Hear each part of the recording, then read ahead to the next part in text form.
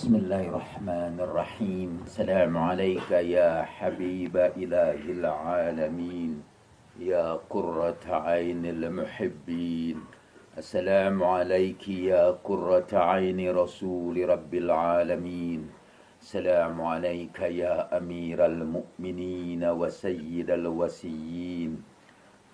السلام على سيد الشباب أهل الجنة أجمعين. السلام على جميع أنبياء الله ورسله وملائكته. السلام علينا وعلى عباد الله الصالحين. السلام عليكم ورحمة الله وبركاته. الحمد لله رب العالمين. اللهم صل على خلقه وآله أجمعين. Ideologi Muhammad bin Abdul Wahab. Muhammad bin Abdul Wahab mewarisinya 500 tahun sebelumnya dari ajaran Ibnu Taimiyah Al-Harrani. Muhammad bin Abdul Wahab mengajarkan sebuah ajaran yang dipertahankan oleh mereka sampai sekarang, yaitu yang terkenal dengan nama Nawaqidul Islam. Hal-hal yang membatalkan Islam. Jadi kalau saudara melakukan yang itu, batal saudara sebagai Islam. Artinya saudara berubah menjadi kafir. Kapan seorang Islam itu jadi kafir? Awalnya dari Muhammad bin Abdul Wahab yang dia sebut Nawaqid al-Islam. Hal-hal yang membatalkan keislaman. Nawaqidul Islam itu dari Muhammad bin Abdul Wahabnya ada 10, nanti saya sebutkan dengan cepat. Oleh ulama Wahabi sekarang, sebetulnya Nawaqidul Islam al-Asarah, 10 yang membatalkan Islam ini, hiya al-mujibatu liriddah. Itu yang memastikan bahwa orang itu murtad. Jadi kalau melakukan yang 10 itu, saudara murtad. Wa yajibu qatluh, dan wajib dibunuh kalau saudara melanggar ini. Nah lucunya yang 10 pembatal Islam itu dengan penafsiran para ulama kemudian bisa berubah menjadi lebih banyak lagi karena lebih spesifik. Walakin hadhil mukaffirat wa nawaqid sawfa tazdadu ishaban wa rubbama adadan.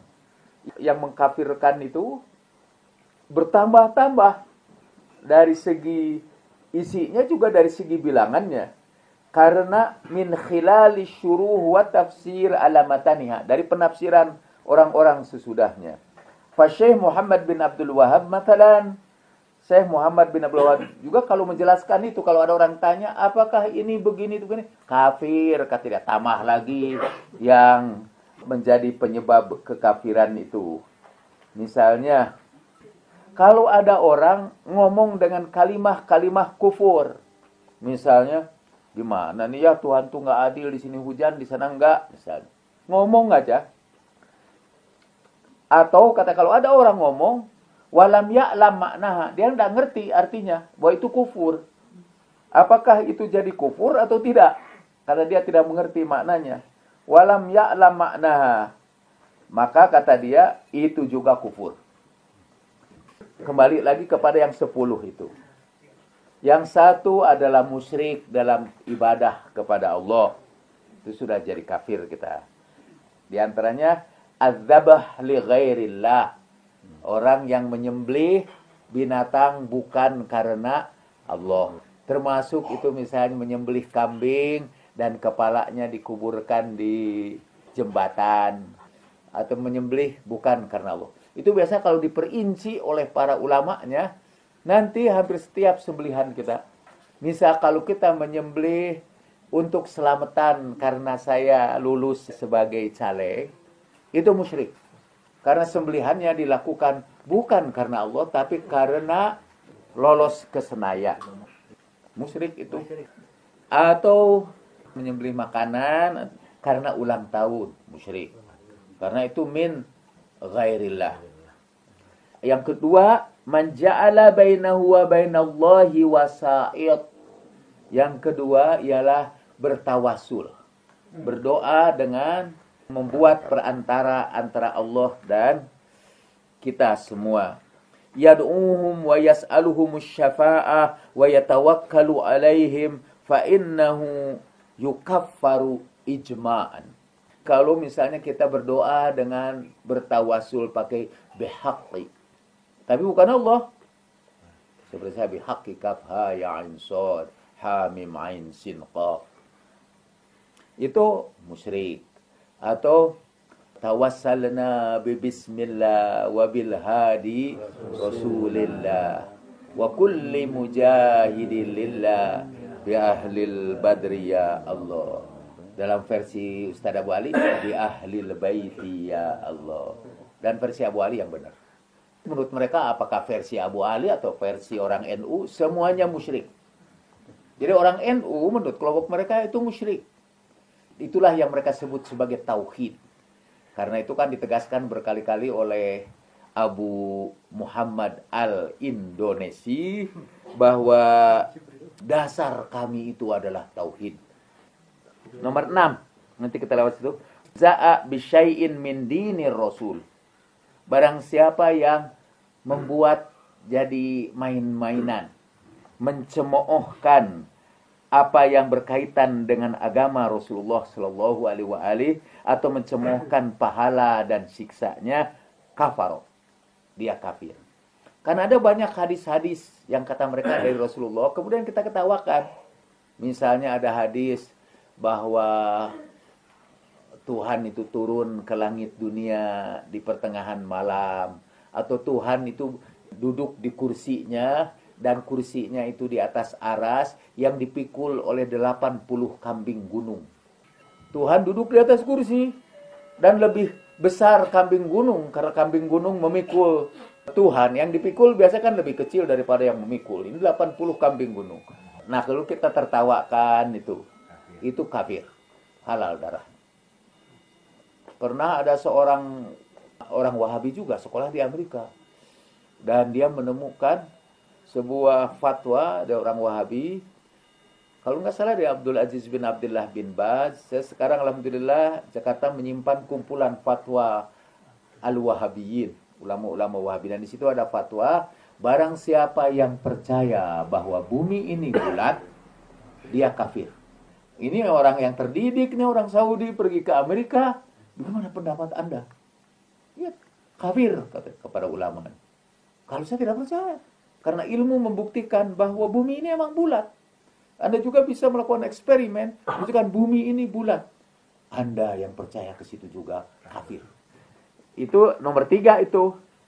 Malam yukafir al-musyrikin, au yashikku fi kufrihin, au suhaha madhabahum kafar.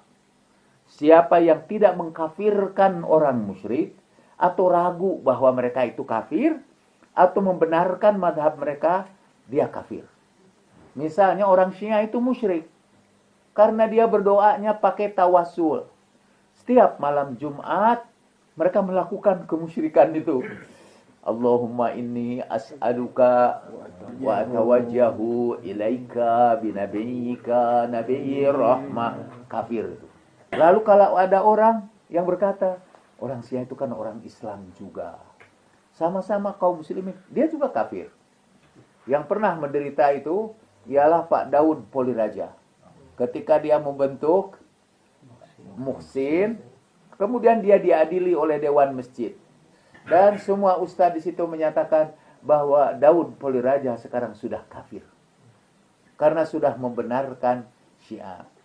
Malam yukafir al-musyrikin, au yashikku fi kufrihim, au suhaha madhabahum kafaro.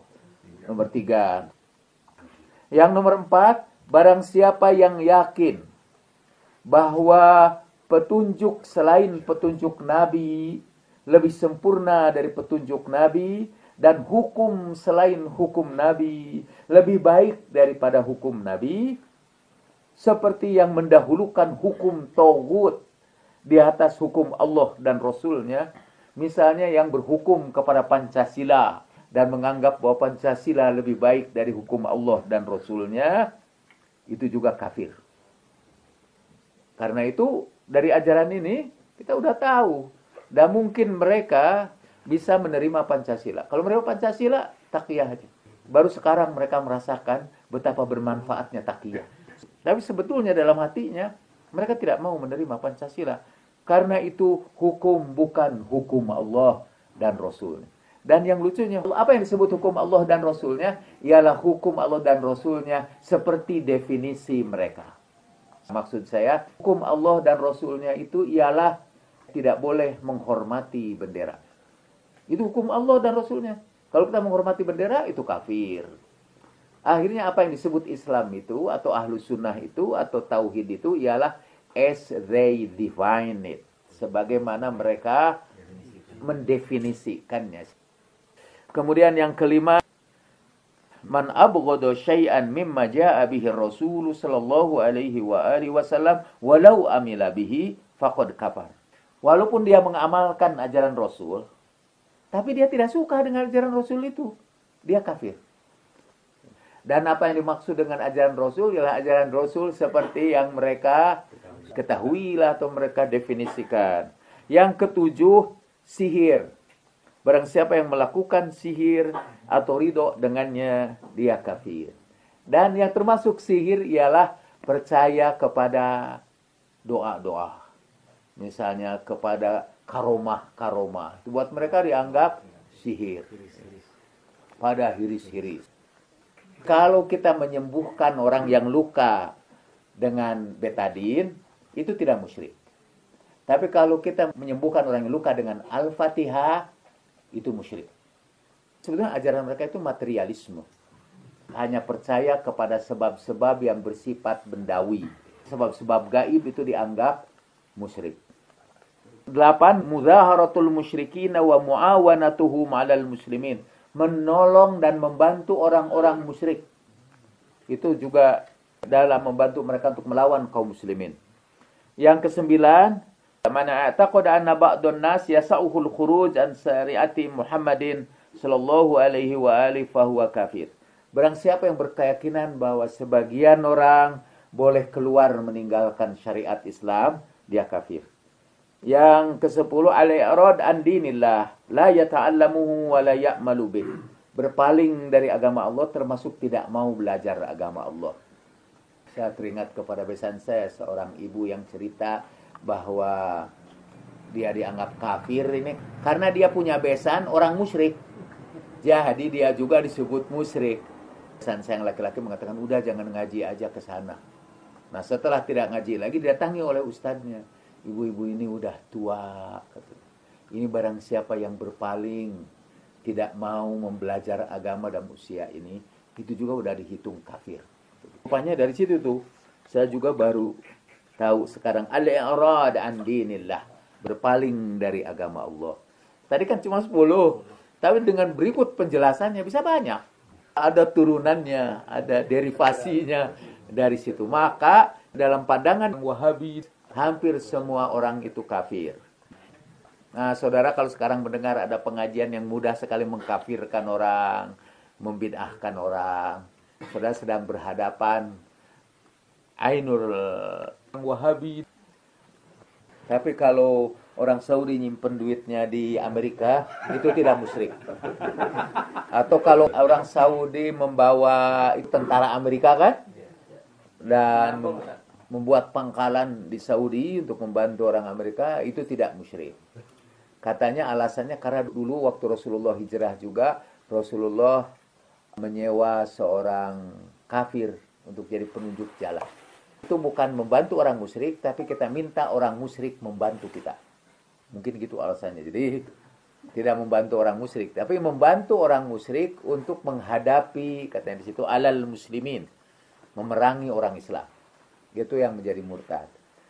Saya pernah berdebat dengan salah seorang ustadznya dulu, tapi ketika mereka mengatakan menghormat bendera itu musyrik.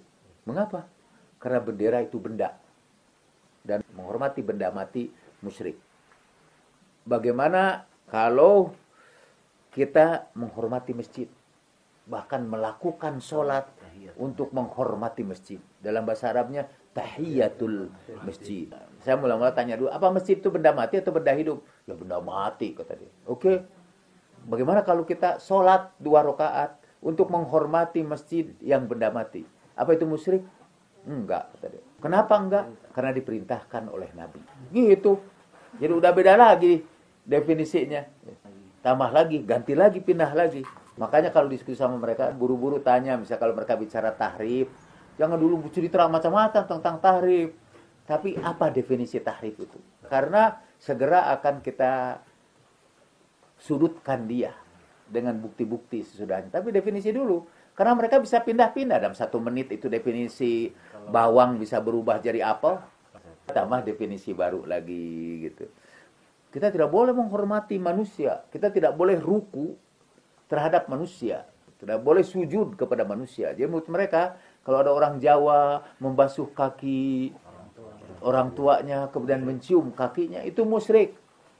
Halal darahnya. Tapi ketika cerita, gimana ini?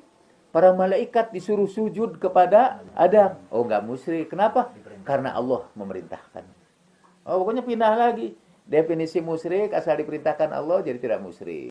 Walhasil emang rada susah dipegang. Saya melihat di YouTube kemarin itu lucu. Said Kamal Haidari katanya itu ditantang kok tidak mau diskusi sama orang-orang Wahabi dalam satu televisi, di televisi dia, tapi kata dia nggak mungkin kita bisa diskusi dengan Wahabi karena saya memang pernah menyaksikan diskusi antara saya Tijani itu pernah diskusi di YouTube.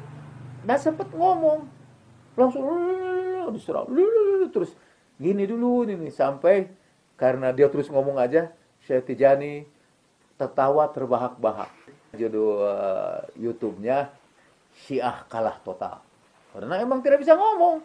Bagaimana bisa diskusi dengan orang yang terus-menerus ngomong? Mendominasi. Kalau kita mau bicara langsung. Saya baru lihat di YouTube itu seorang dia teriak-teriak. Syiah itu terpecah kepada 3 golongan. Terjemahkan ke dalam bahasa Melayu di bawahnya. Kepada 3 puak. Dan semuanya jahat. Syiah itu terpecah pada 3 golongan dan semuanya jahat. 1, Syiah Imamiyah. Kedua, Syiah Isna Asyariyah. Dan ketiga, Syiah Ja'fariyah. Itu ulama besarnya di Saudi. Maaf, kadang-kadang astagfirullahaladzim, orang Syiah yang awamnya aja, itu jauh lebih pinter dari orang pinternya Wahabiyah. Dan ciri mereka itu adalah simplifikasi. Agamanya itu sederhana. Tidak usah baca buku, tidak usah pakai otak juga. Jangan pakai akal. Dan mereka menentukan barang siapa yang menggunakan akal untuk menolak hadis Nabi, itu juga kafir. Menolak ajaran Rasulullah karena menganggap bahwa akalnya lebih bagus daripada ajaran Rasulullah Sallallahu Alaihi Wasallam. Padahal kalau kita menggunakan akal untuk mengkritik hadis, bukan beranggapan bahwa akal kita lebih baik dari Nabi, tapi kita meragukan bahwa itu datang dari Nabi. Pasti itu dibikin-bikin, tapi meragukan sebuah hadis itu juga kafir. Jadi emang kita tidak bisa selamat dari kekafiran. Hatta yang ngomongnya aja ustadznya juga tidak bisa selamat dari kekafiran. Assalamualaikum Mams, nih aku mau review Syria Instanika by Antilla Shuffle Hijab. Ini tuh bahannya jersey super nyaman banget dipakainya, adem dan gak panas ya Mam. Nih pakai Syria seperti ini ya Mam, dan ini belakangnya seperti ini. Ini bisa dipakai untuk nikah, jadi nggak usah pakai masker gitu ya Mam. Super nyaman banget dipakainya, ready 10 warna, silahkan order sebelum kehabisan.